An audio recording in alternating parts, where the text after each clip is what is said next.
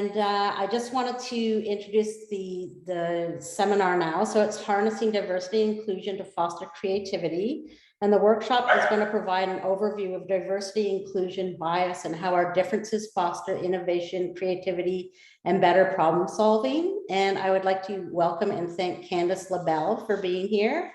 And Candice is the former Chief Diversity Officer for Computer Science Corporation and has volunteered her time at the tournament as a tournament director of the FLL Challenge qualifying tournament in Ottawa for many years.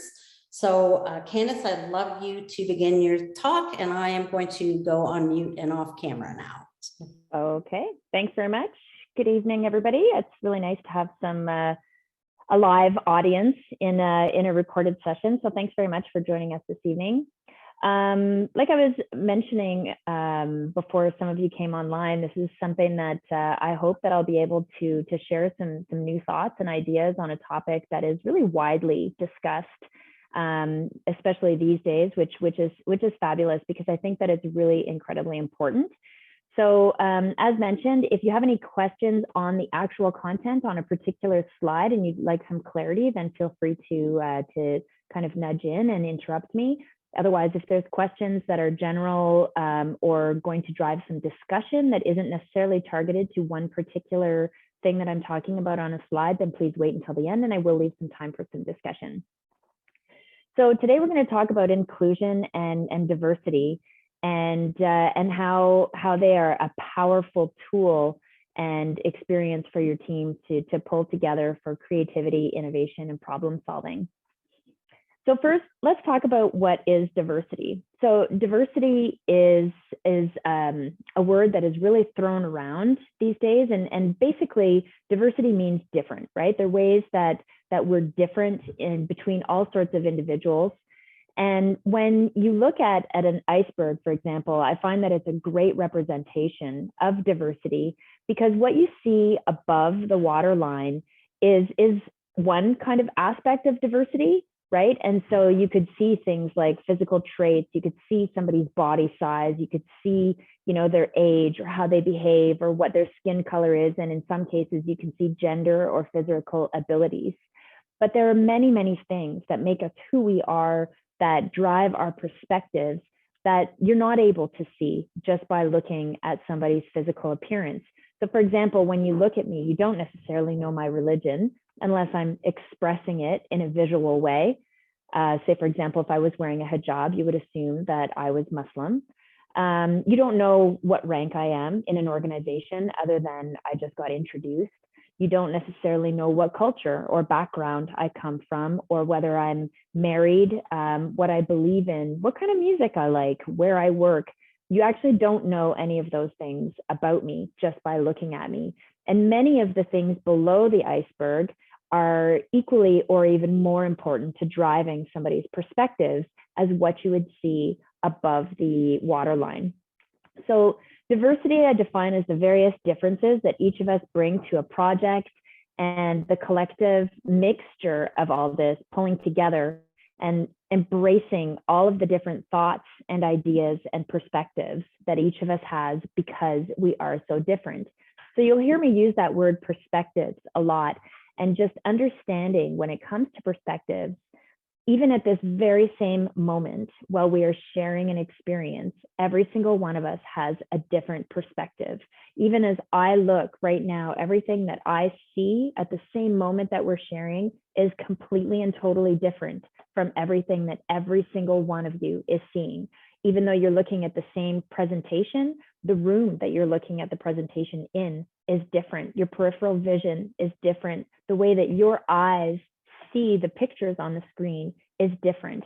And so through those various perspectives, each of us is able to bring something different to the table, which can be really powerful. So once we move away from diversity, then we talk about inclusion. And what is inclusion? So inclusion describes the extent to which somebody feels welcome, respected, supported, or safe and valued as a team member. So inclusion is when you feel like you belong, and belonging is an incredibly, incredibly important feeling in order to help people be at ease so that they can bring their gifts to whatever project it is that you're working on. So before I'm going to share my perspective with you, I need to have a certain level of trust and confidence and safety that my perspective is going to be welcome and valued, especially when my perspective is different. So bringing a different perspective to a group can be something that is really complicated, not complicated, challenging, right? It can be difficult for somebody emotionally to go against the views of a wider group. So say, for example, if you're working in a team and you have 5 people and 4 people think one thing and they all agree, but you have a 5th person that doesn't agree, they have a different idea. In order for that person to bring their different idea to the group, that is where they need to feel included. They need to feel welcome and valued. And that is where it's a two-way accountability, where the person themselves has to be courageous and bring their ideas, but the people that are receiving the ideas also need to be welcoming and respectful of the different perspective. You don't have to agree with somebody's different perspective in order to respect and value somebody's different perspective. So when it comes to problem solving, what's really important about diversity and inclusion are that all of these different perspectives and ideas are ways that we can test solutions for our problems. So if everybody thought the exact same thing all of the time, we would never create something new, right? You'd never stretch what is, because you would all think that it was perfectly fine the way it was. And it would be more difficult when you're looking at a problem to come up with new, innovative, and different ideas, because everybody would be too busy trying to think the exact same way.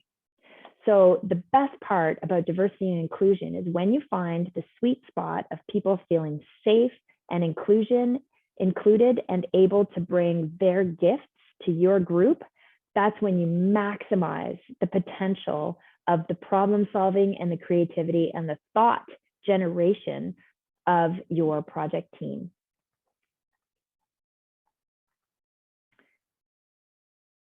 So when we talk about diversity and inclusion, I just kind of liked this visual. It's a little bit out of place, actually. I should have had it a little bit earlier in the slide, but I really like that diversity in this case, like I said with the iceberg, it's so much more than the color of your skin or where you come from in the world or your ethnicity, right? There are so many different things that make us diverse. And so we're going to play a little game right now, actually, that I'm going to call Diversity Bingo. And I realize my slides are out of order, so let me pop to my Diversity Bingo game. And so what we're going to do just for fun is I'm going to call out every single one of these boxes. And if the box applies to you, then in your head, I want you to kind of mark it on the screen. And so then when you have a line, a full line, then I want you to put into the chat bingo. So you can have a bingo when it's a full line going left to right, up or down, vertically, horizontally, or diagonally. And of course, here in the middle, oops, we get this free space, excuse me. So if you like cats more than you like dogs, you can give yourself a little marker up here. If you speak 2 or more languages, you can give yourself a marker here. If you're able to play a musical instrument, give yourself a marker here.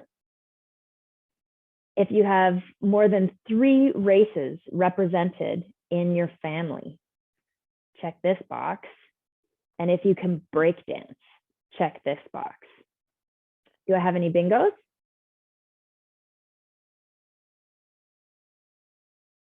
How many people got 4 out of 5 of those representing who they are or what they like? Okay, so you can see how different people will be. All right, so who has had their name, first or last, mispronounced when they meet somebody new? Me. Yeah. Me. Anybody dislike Last name Alon. chocolate? Anybody dislike chocolate? I'm not the best fan of chocolate. I'm not the biggest fan of chocolate either. Has anybody laughed so hard that they peed their pants? Yes. It can happen. Elementary school. My Right? friend told the funniest joke at lunch. I just started laughing and then Nice. Does anybody celebrate Diwali? Okay, does anybody have an Nope. up or down bingo? No, we've got a musical instrument there. All right, okay, so let's try for another bingo. So, anybody have a stepbrother or sister? Friends who live in another country? Has traveled to at least 3 countries outside of Canada?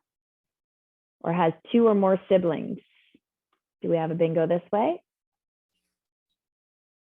Nope. Not yet. How about a family member with a disability? Oh, there's the free space. This one's going to be easier. Is afraid of dogs and is left-handed. Nope. No bingos? All right, we got 2 or more pets. Fasts for eat. Likes to sleep with the lights on and was born before 2010. What is Eid? Eid is a Muslim occasion where there's twice a year, and they often, it's a religious ceremony where they fast. Okay. Thank you. You're welcome. All right, and so let's see if we can go for one more bingo. So we've got celebrating Diwali, liking sushi, participating in a school sport, has broken a bone, and wears glasses. Any bingos? Robert got bingo. yes, I have. Which one did you bingo on, Robert? Tell me. I can break dance. I have 2 or Yep. more siblings. Yep. Left-handed. Yep. Born in 2008 and Nice. wears glasses. Well done. Very cool. All right. Well, I'm actually delighted but surprised that we have a bingo. And that's exactly what I wanted for this bingo card, was to demonstrate how many of us had several of the things on this bingo card in common. And so from that perspective, we have a feeling of belonging, right? Like when we all talked about laughing so hard that we peed their pants, right? We felt like we were together because we had a shared experience and a shared perspective, right? But then when, for example, I'm talking to Robert, who's left-handed, and I'm right-handed, well, then I feel, ooh, we're different. And then when you feel different from somebody, it can be a little bit scary. It can feel scary to be different from somebody, because then you kind of worry, well, should I be left-handed? Is there something wrong with me being left-handed? And so what I want you to take away from today's presentation is that it's absolutely okay, whether you're left-handed, whether you're right-handed, whether you're afraid of dogs or whether you love dogs, whether you've laughed so hard that you peed or whether you just didn't think that joke was funny enough to laugh that hard. No matter what, all of our perspectives are unique, they're a part of us, and they're wonderful. And so learning to not be afraid of when somebody's ideas or thoughts or experiences are different from yours is the first step to building and harnessing the power of a diverse team. So one of the things that we run into that stops us is our own brain. And our brain is conditioned with something that's called unconscious bias. And the thing about unconscious bias is that you don't know that you're doing it. And every single person has bias. We don't have the same bias because bias is all part of our own culture, experiences, upbringing, all of the everything that makes me me builds my bias. Now, some of the bias is going to be common in either in an industry or in a culture. Like, for example, an example of unconscious bias would be if I say, I'm going to the doctor. How many of you would assume that the doctor is a man? Most of you. How many would assume if I said I saw a nurse, that the nurse was a woman? Again, that's a very, very common bias. It doesn't mean that we're bad people, that we assume doctors are men and nurses are female. However, it's a bias. It's an unconscious bias. It happens in our brain before we even think about it. And so what happens with unconscious bias is because it's unconscious and because we don't think about it, what happens is we can find ourselves biased or leaning towards a specific way of thinking before we really understand why, or before we've really put a lot of time and energy into thinking about why we think a certain way. So what happens with affinity bias, so when we talked about laughing so hard and we peed our pants, that's an affinity bias. So we feel a connection to people that are similar to us. Those relationships are easier, right? It's easier when we agree to feel like, yes, this is the right thing because we agree. There are perception biases, stereotypes, and assumptions about different groups, right? Like a stereotype that doctors are men and nurses are women. There's the halo effect, right? So this is where we project positive qualities onto people that we don't even know. So for example, if I met a priest, I might think that that person is a good person just because they're a priest, not necessarily because I have any experience with that person's good deeds. And then there's confirmation bias, right? So this is where when somebody else thinks the same thing that we do, it helps us believe that our way of thinking is correct because it's reaffirmed by somebody else. So even if we both think 2 + 2 is 5, that doesn't mean that 2 + 2 is 5, but it could make us feel more confident in our wrong answer of 2 + 2 being 5 because we both agree that it is 5. But science and mathematics would tell us that it's actually 4. So there are many other different kinds of bias. These are the big types of unconscious bias. And so what I would like to bring to your attention with this talk today is that it's everywhere and you'll see it. And so one of the ways that you can really start to foster diversity and inclusion inside your team is looking for and understanding where you might find examples of bias. And you'll see these types of activities everywhere. You'll see them at school, you'll see them at home, and you'll see them in your project teams. And so it's a really great way to try and break down some of those biases by just talking about them and shedding some light onto them. Okay, so as we talk about building our diverse teams, there are different steps that we can take to try and build a diverse team in order to gain all of these amazing different expressions of perspectives that are going to bring us creativity and innovation and problem solving, right? Because again, all of these different ways to attack the problem are going to give us more ideas, and more ideas always means more innovation and more ability to create. So one of the first things that we do is we want to be aware of what's happening. So this is where you try to become aware of your biases. You try to understand other people's perspectives, and you basically have a desire to bring diversity and inclusion into your team, right? So once you're aware of it and it's something that you want for your team, then the next thing that you need to do is you need to make sure that the processes are there and that your team is open to diversity. So for example, if your team is made of all boys, then you need to be willing, if you want diversity of gender, you need to be willing to allow a girl into your little club. Or likewise, if your team is all girls, are you open to having boys? That's one of the ways to bring in diversity, is through gender. So that's the next step, right? Is making sure that you have the ability for everybody to participate. So then when we get into ability, it's accommodations and tools. So say, for example, there's somebody on your team who is mobility impaired, maybe even in a wheelchair. So making sure that they have the right accommodations and tools could look like making sure that your practice sessions are in a facility that they have access to in a wheelchair. Don't do your practices at somebody's house where somebody in a wheelchair would be expected to climb up 12 steps, for example, when it's not possible. So you'd want to have an inclusive space that would be possible to foster that accessibility that's necessary for that person.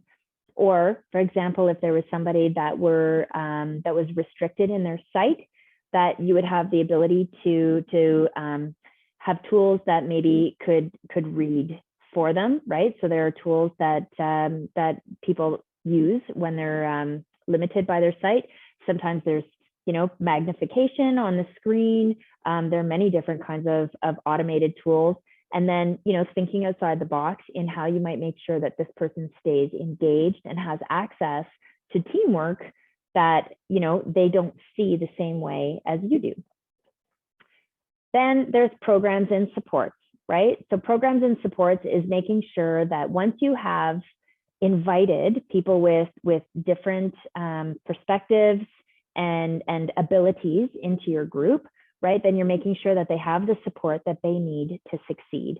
So this is a little bit different than accommodations and tools, because this is a lot about, kind of cheering each other on and welcoming and fostering that inclusion and making that safe space, right? So that kind of emotional support in order to make sure that they also have a place of belonging inside your team.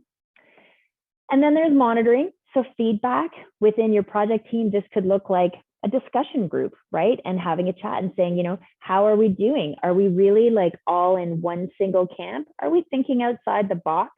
Have we made space for everyone's ideas, even the ones that maybe we thought were really different and out there at the beginning? Have we welcomed everybody's perspective and made them feel safe? And then if you have a conversation like that and you find out that maybe there's some room for improvement, then you go right back again to understanding what's happening, identifying where you have room to make space for more inclusion or better diversity, and the willingness and the desire for that to happen. And then you keep going around this loop. And so this is a little tool that I created when I was running diversity at CSC. And it's just a really simple wheel that works, but it always starts with openness. It always starts with your heart and for a desire to have people feel included. So then we talk about, what are the different things that create an inclusive environment, right? And so this actually came together as 3 C's, and then the next slide is a 4th C. So one of the things is team composition. So one of the quickest and easiest ways to make sure that you have diverse perspectives is making sure that you invite people onto your team that are not the same as you, right? And so think back to that iceberg, and there's so many ways that we're different just at the top of the iceberg. A very, very quick way for diversity is, boom, gender diversity, right? It's a really easy one. If you instantly make your team split up between boys and girls, then I'll tell you right now, you're going to have different perspectives because boys and girls traditionally think and approach things very differently. So you're going to have instantly a bit of diversity on your team. Then the next easiest or fastest is multiculturalism, right? So making sure that people who have diverse cultural backgrounds, maybe you've got some friends that are, from other countries or other cultures. Those are very quick ways. Those people are not going to think the exact same way as you, right? They will have grown up differently. They will have had different cultural experiences. Some of them will have had different religious experiences. All of those things are going to shape their perspectives, how they think, and what they'll bring to your team. So the very first thing that you can do to have a diverse team is to invite a diverse section of people into your team, and make sure that when you really take a look at your team in a non-emotional, unbiased way, that when you look at your team, you can say, yeah, there's a lot of differences in this group, because what makes you different is what makes you stronger and creative. Okay. So the next thing you can do is you can foster a culture of inclusion. So what does this look like? When you foster a culture of inclusion, it means that you as a team have made an agreement that you are going to provide a safe place that's inclusive for your teammates, where you're going to invite and allow everybody to contribute to their maximum potential. So this could be, for example, a team charter. It could be a pinky swear that you do at your meeting. And really what it is it's an intention that you set as a group for everybody to work together to make sure that everybody's ideas count and that everybody's ideas are welcome. Now, at the end of the day, having your idea count and having your idea be welcome doesn't mean that it is the one idea that everybody is going to fall behind or the idea that you're going to wind up going forward with. But that's, again, where respecting and valuing somebody's opinion doesn't have to mean agreeing with them or deciding that that's the way that your project is going to go. It means that you hear somebody out. It means that you express interest and curiosity in their opinion and that you try to understand and that you explore it a little bit. You don't just cast it away and say, that's silly. I'm not interested in that. Okay. And then there's celebration, right? So a really important thing is celebrating one another and making sure that as a team, you spend time saying something nice. So it is a challenge that I personally take on all the time. I find it super fun. I believe that you can find one nice thing to say about absolutely everyone, even people that you don't like, every single day. And so in a team meeting, if everybody made an attempt to say one nice thing about each other, it will be amazing how much you'll see that people feel valued and how much they feel relaxed and able to contribute and bring their brand of crazy and their best selves into your meeting. And that's where the creative juices get flowing and people are able to innovate, right? So creativity comes from a place of vulnerability, right? And so if you're worried about being like everybody else, and if you're busy trying to please everybody else, then you're unlikely to take a risk with a wacky, super awesome idea, because you might be too worried that they're going to think it's dumb or shoot it down or that it's not going to work. But the reality is all of these wacky ideas, sometimes put together, are a piece of genius, or sometimes it's one wacky idea that has the heart that gets built on by the team that becomes the end creation. And so you have to start somewhere, but it starts with that vulnerability. And so I would say to foster this positive culture in your team where being unique is good, you can do that by calling out things that you like in one another. Like, oh my goodness, I love that you had the courage to talk about that time that joke was so funny that you peed your pants on the playground. So instead of being embarrassed, you chose to be vulnerable and share that with me. And I think that was awesome. And just calling out things that you like. It's really, really easy once you get going to find one nice thing to say about absolutely everybody. And then finally, and I'm going to come to close here after this slide, so I'll be ready for some questions. Finally, the number one most important thing when it comes to inclusion is being curious. Oh my goodness, my cat just knocked something over. I'm very curious about what that was that just hit the floor, but there we go. So being curious is another super special skill that is incredibly important when it comes to understanding somebody else's perspectives. So remember, it's not about agreeing, it's about understanding. And so, this is where I could be like, okay, so you think that we could do it this way. Tell me more about that. Help me see what you're seeing. Help me think through your idea, right? And so being curious about what your colleagues are bringing to the table and what they have to share and their personal experiences and things that make them different to you, that curiosity is something that's going to help them feel comfortable about bringing all of themselves to your project.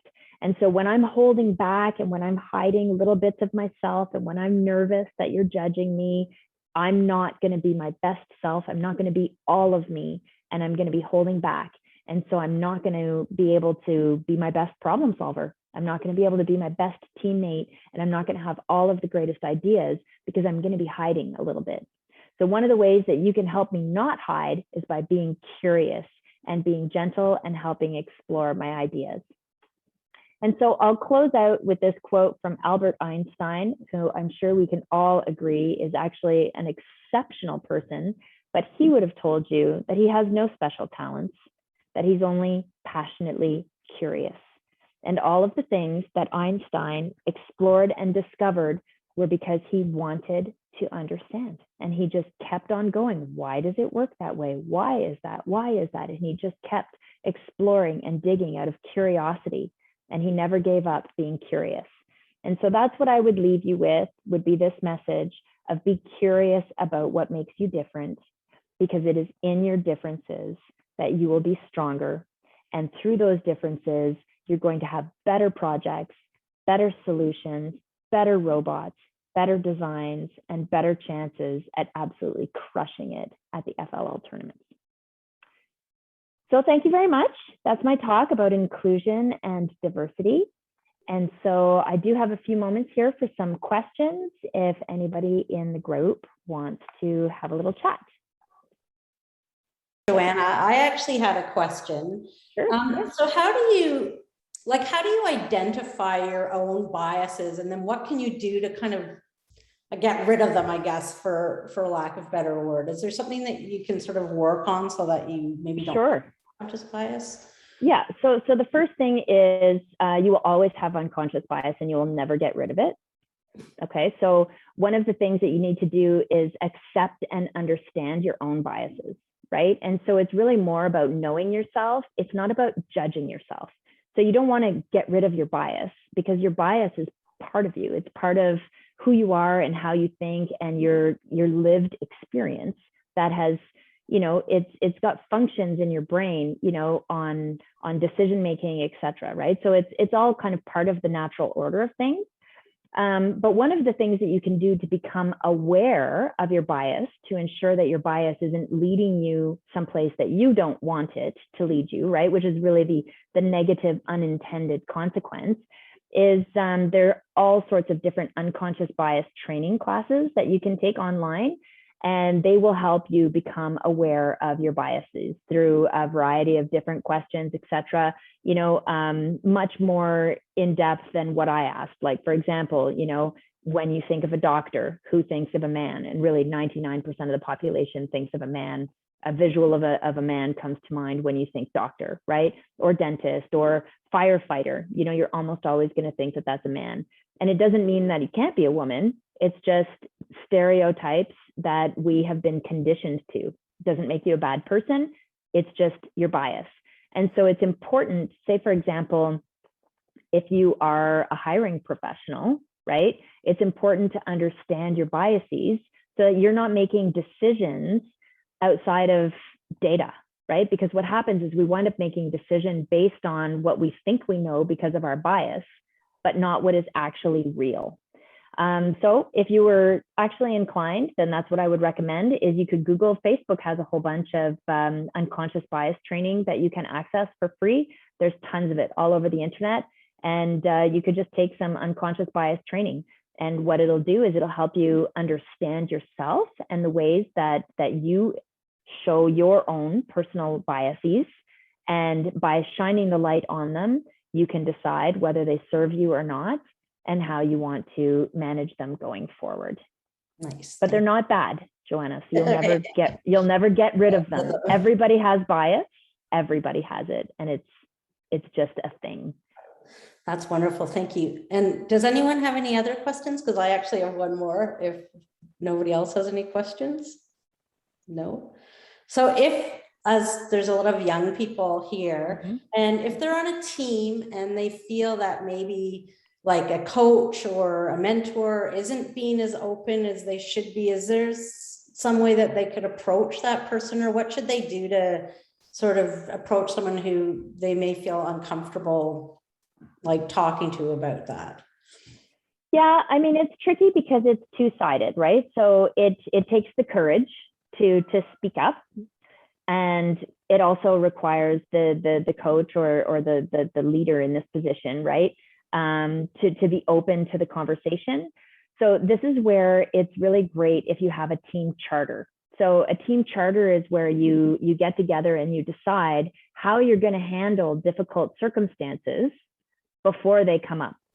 So then if a difficult circumstance does come up, then all you have to do is what's in the charter. And then nobody's going to feel attacked because it should be expected. So if you have a team charter that says, you know, when somebody feels unsafe, you know, they are going to talk to, you know, this person, then that's really all you need to do. Is once you have that feeling and you know, don't feel that it's safe for you to share your perspective, then you do exactly what's written in the team charter and you go talk to, you know, Sally, because that's what it says you're going to do. And then, you know, you resolve it, or maybe you resolve it in a group or, you know, like a circle session, or there are many different ways that the team might decide on how to resolve that. But that's what I would recommend, is talking about how to deal with tough circumstances before you're in a tough circumstance, right? How you're going to handle conflicts, how you're going to handle making decisions when two people disagree. You know, how are you going to make a decision on which way you're going to go as a team? You know, is it just Bobby's always going to have his way, or is it going to be that you're going to take a vote? Is it that the coach is going to make a final call, that you're going to both present your ideas to the coach and then the coach is going to decide? You know, deciding how you're going to get through those things before they're in front of you, because they're emotional and gross and hard when you're in them, that can be a really great tool to get you through those kinds of difficult conversations. Wonderful. Well, thank you so much for being You're here. welcome. It was a wonderful presentation. Thank you. No one has any other questions? So I think that that's good for this evening, and we'll be having the presentations up online if anybody wants to revisit. That's great. And Candace, thanks again. That was really wonderful. I appreciate your time. Oh, you're welcome. Thank you. Thank I you hope very it hits the much. mark and helps you guys. Good luck in the tournament.